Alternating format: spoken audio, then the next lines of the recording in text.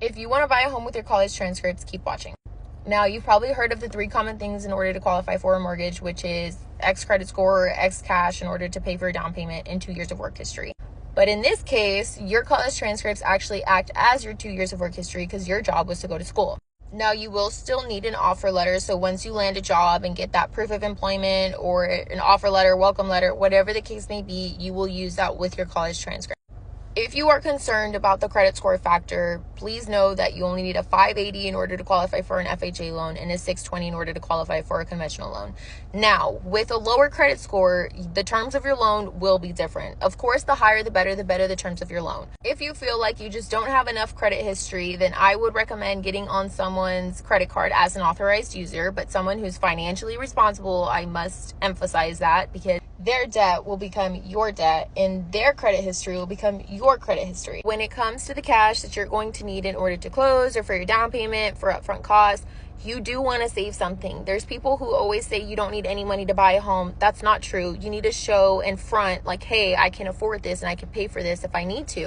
You have another misconception that you need $20,000 to buy a home. You need $20,000 cash. You don't. There's people who buy a home with $7,000 cash, $8,000 cash, $4,000 cash. Doesn't mean they use it all. Some people have all the cash, and when they get to the closing table, they actually get a check back. It's better to have it and not need it than need it and not have it, because in some cases, this has stopped people from getting a home. Everyone's situation is different. Some of y'all have student loans and some of y'all got scholarships, but those are things that get addressed and considered when you're actually at the point of applying for a mortgage. Now, if I went to college, I would definitely be taking advantage of this. I would use my transcripts. I would take the time during my college term of saving money, being an authorized user on someone's credit, or building my own credit just so that way when I graduate and land a job, I could buy a home.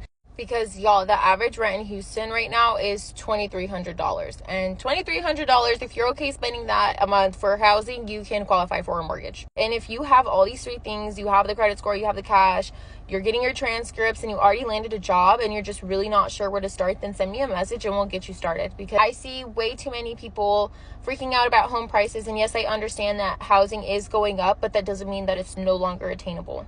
And if you're not graduating this semester, but you are still watching this video, please take advantage of this. Please start working towards this. That way you can set yourself up whenever you do graduate and buy a home.